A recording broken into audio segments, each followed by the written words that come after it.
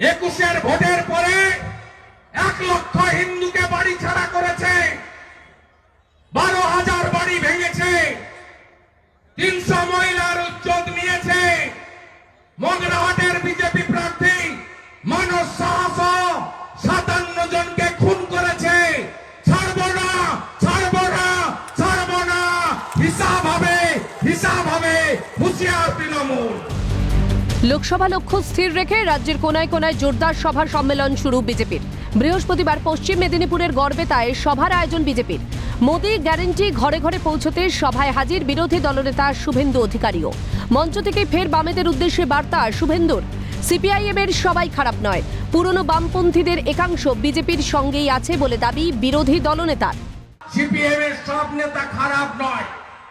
বামপন্থীরা যখন এই জেলাতে সুকুমার সেনগুপ্তর নেতৃত্বে আন্দোলন করতেন, রাজ্যে যখন গীতা মুখার্জি, বিনয় চৌধুরী, প্রমোদ দাশগুপ্তর নেতৃত্বে আন্দোলন করতেন, সেই বামপন্থীরা অন্যরকম বামপন্থী ছিল।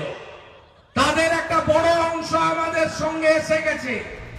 পাশাপাশি লোকসভার আগে ফের জনগণের জন্য একরাশ প্রতিশ্রুতি। বিজেপি ক্ষমতা এলে 450 টাকায় মিলবে গ্যাস, কথা দিচ্ছেন শুভেন্দু। মোদি গ্যারেন্টি অনুযায়ী 450 টাকার গ্যাস চালু করে দিয়েছে।